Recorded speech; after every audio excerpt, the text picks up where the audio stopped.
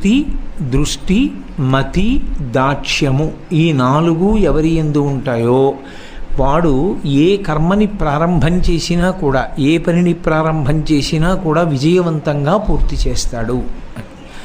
ధృతి అన్న మొట్టమొదటి మాటకు అర్థం నిన్నను కూడా నేను మీతో ప్రస్తావించాను. ధృత్యాచ నియమేనచ అని కౌసల్యాదేవి అన్నది అని.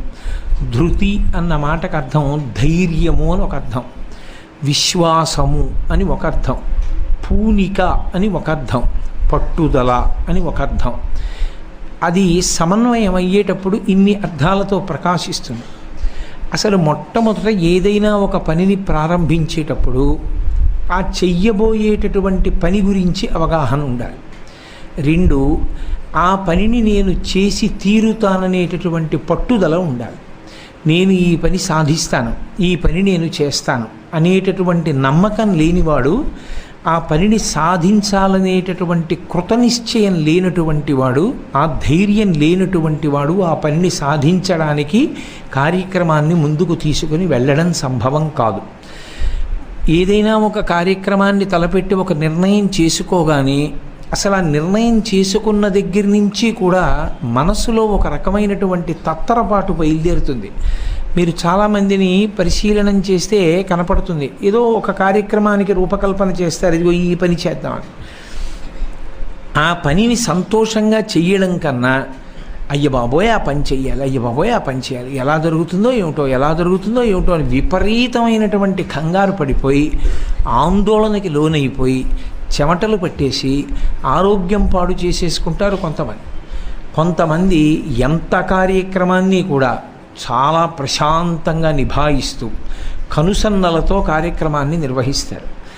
ఎక్కడ ఏ కార్యక్రమం ఎలా జరగాలనేటటువంటి దాని మీద స్పష్టమైనటువంటి ఒక ప్రణాళిక ఉంటుంది. ఆ ప్రణాళిక ప్రకారంగా చేస్తారు. తమ శక్తిని అంచనాలోకి తీసుకుంటారు. చెయ్యవలసినటువంటి పని ఎటువంటిది, ఆ పనికి తన శక్తి సరిపోతుందా, ఒకవేళ ఆ పనికి తన శక్తి సరిపోదనుకుంటే తాను ఇంకా ఎంత కష్టాన్ని అదనంగా వినియోగించవలసి ఉంటుంది, ఎంత కష్టాన్ని వినియోగిస్తే ఆ కార్యక్రమాన్ని తాను చెయ్యగలుగుతాడన్న విషయం మీద దృష్టి పెట్టినటువంటి వాడై అధైర్యాన్ని కానీ పిరికితనాన్ని కానీ మనసులోకి ప్రవేశించకుండా చూసుకుంటాడు. మీరు ఒక్క విషయం జాగ్రత్తగా గమనించండి. ఈ శరీరమునందు 2 విశేషములు ఉంటాయి.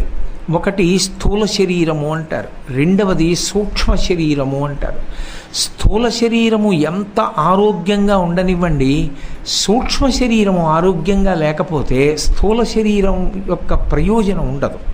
స్థూల శరీరం ఎంత అనారోగ్యంగా ఉండనివ్వండి, సూక్ష్మ శరీరానికి బలం ఉంటే స్థూల శరీరం ఉపయోగపడుతూనే ఉంటుంది. స్థూల శరీరం అంటే జ్ఞానేంద్రియ కర్మేంద్రియ సంఘాతం. ఈ కాళ్ళు, చేతులు, కళ్ళు, ముక్కు, చెవులు, నోరు వీటన్నిటినీ కలిపి స్థూల శరీరం అంటారు. సూక్ష్మ శరీరం అంటే ప్రధానమైనది మనస్సు.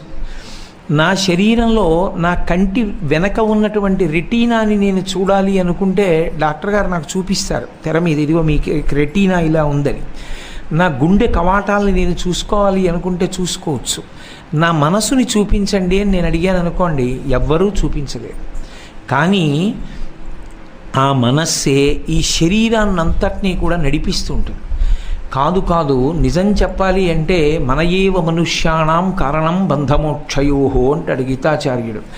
ఆ మనస్సే ఒక మనిషి బంధనంలో పడిపోవడానికి కానీ ఒక మనిషి మోక్షాన్ని పొందడానికి కానీ కారణమై ఉంటుంది.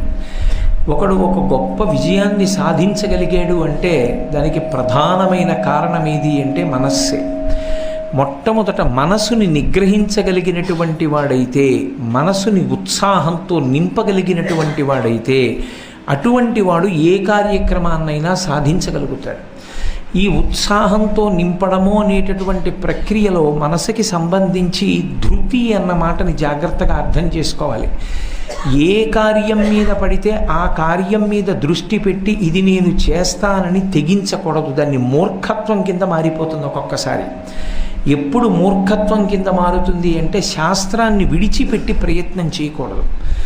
ఏదైనా ఒక కార్యక్రమం నేను ఇది చెయ్యాలి అని సంకల్పం చేసినప్పుడు అది శాస్త్రం అంగీకరించినదేనా, ఇది శాస్త్రము చేత ఆమోదింపబడి నేను చెయ్యడానికి యోగ్యమైన కార్యక్రమమేనా, శాస్త్రం అంగీకరించినదే నేను చెయ్యవచ్చు అన్న కార్యక్రమం అయితే ప్రారంభం చెయ్యాలి.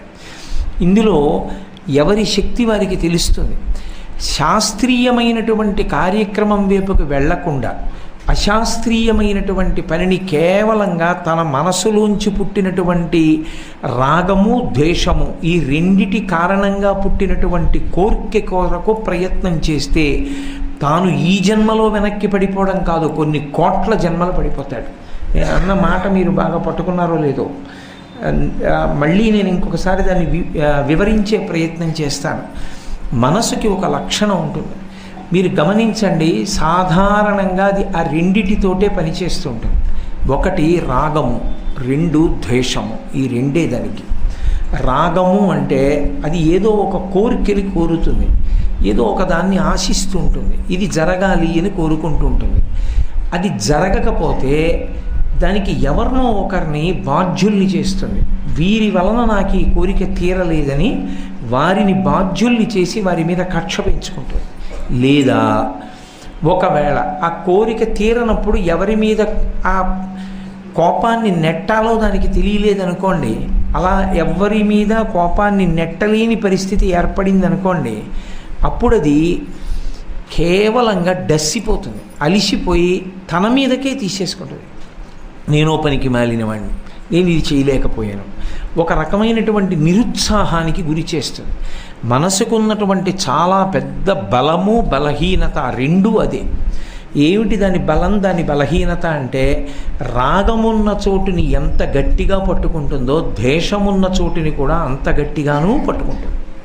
మీరు ఆలోచించండి, రాగం అంటే ప్రేమ ఉన్న చోటుని ఎంత గట్టిగా పట్టుకుంటుందో ద్వేషమున్న చోటుని అంత గట్టిగా పట్టుకుంటుంది. మీరు విడతీయలేరు మనసుని, చాలా కష్టం.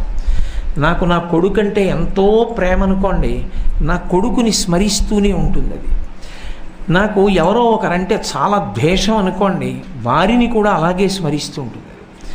చిత్రం ఏంటంటే, రాగముతో స్మరించనివ్వండి, ద్వేషముతో స్మరించనివ్వండి, దానికి ఆ అలవాటు ఉండిపోతే మనసులో 6వ వంతు ఆ పదార్థంగా మారుతుంది. అది ఏం చేస్తుందంటే, శరీరము నుంచి ప్రాణము ఉత్క్రమణమైపోయేటప్పుడు, అంటే ప్రాణాలు పైకి లేచిపోయేటప్పుడు దానికి ఒక లక్షణం ఉంటుంది. మనసు ఇంద్రియముల యొక్క శక్తులనన్నింటినీ కూడా వెనక్కి లాక్కుంటుంది. భాగవతంలో చెప్తారు, అది వెనక్కి లాగేసి పరిగెడుతుంది ఎటు వెళ్ళిపోవాలని. కంటిలోంచి చూసే శక్తిని వెనక్కి లాక్కుంటుంది, చెవి నుండి వినే శక్తిని వెనక్కి లాక్కుంటుంది, ముక్కు నుంచి వాసన చూసే శక్తిని వెనక్కి లాక్కుంటుంది. లాక్కుని సూక్ష్మ శరీరమైన కారణం చేత ఎటు నుండి బయటికి వెళ్ళిపోవాలని ఆలోచిస్తుంది. దాని కదలికలన్నీ దేని మీద ఆధారపడతాయంటే, అది ఊపిరి చేత పోషింపబడుతుంది. ఊపిరిని కానీ మీరు నియంత్రించారనుకోండి, మనసు నిలబడిపోతుంది, దానికి వేగం ఉండదు, ఇంకా కదలిక లాగుతాయి. అందుకే పూజ చేసేటప్పుడు తప్పకుండా ప్రాణాయామం చేయిస్తారు. ముక్కు పట్టుకోండి అంటారు. ముక్కు పట్టుకుంటే చెవులు పట్టుకుంటే ఏమొస్తుంది? ముక్కు పట్టుకోండి కాదు, ప్రాణాయామం చేయాలి. ప్రాణాయామం చేస్తే ఊపిరి యొక్క వేగం నియంత్రింపబడుతుంది. ఊపిరి యొక్క వేగము నియంత్రింపబడితే మనసు యొక్క వేగము నియంత్రింపబడుతుంది, మనసు నిలబడుతుంది. నిలబడిన మనస్సుని మీరు ఎక్కడికి వెళ్ళమంటే అక్కడికి ఎడుతుంది. అప్పుడు హస్తయో అర్ఘ్యం సమర్పయామి అన్నారనుకోండి, అది పరమేశ్వరుడి చేతులు చూస్తుంది, మీకు చూపిస్తుంది, ఆయన చేతిలో నీళ్లు పోస్తుంది. అది వేగంగా కదులుతోంది అనుకోండి, అందుకే కోపంగా ఉంటే వేగంగా కదులుతుంది. కామంతో ఉంటే, కామం అంటే నేను అన్యమైన మాట గురించి ప్రస్తావించట్లేదు, కోరిక తీవ్రంగా ఉందనుకోండి ఏదైనా, అప్పుడు కూడా చాలా వేగంగా కదులుతుంది. అందుకే మనసప్పుడు లొంగేటటువంటి స్థితిలో ఉండదు. ఆ ప్రాణాయామము చేత వేగాన్ని నియంత్రిస్తే, ఊపిరి వేగాన్ని నియంత్రిస్తే మనసు యొక్క వేగము నియంత్రింపబడుతుంది. ఊపిరి లేదనుకోండి మనసు ఉండే అవకాశం ఉండదు. అందుకే అది ఎప్పుడు ఊపిరి వంక చూసుకుంటూ ఉంటుంది. చూస్తూ ఊపిరి ఆగిపోతోంది అనేది లెక్కలోకి తీసుకోగానే అది తీసేసుకుంటుంది వెనక్కి ఇంద్రియ శక్తుల్ని. ఆఖరి ఊపిరిలో అది నిర్గమించేస్తుంది, బయటికి వెళ్ళిపోతుంది. ఎట్నుంచి విడుతుంది అన్నది పరమేశ్వరుడికి తప్ప అన్యులకు తెలియదు. జీవుడికి తెలుస్తుంది ఎట్నుంచి బయటికి వెళ్ళాడు, కానీ చెప్పడానికి శరీరానికి సాక్ష్యం ఉండదు. ఇంకా అసలు పరమేశ్వరుడు పెట్టినటువంటి రంధ్రములు 11 రంధ్రములు. 2 కళ్ళు, 2 ముక్కులు, 2 చెవులు 6, నోరు 7, మలద్వారం 8, మూత్రద్వారము 9, నాభిస్థానము 10, బ్రహ్మరంధ్రము 11. కానీ 9 రంధ్రములే ఎప్పుడు పనిచేస్తుంటాయి.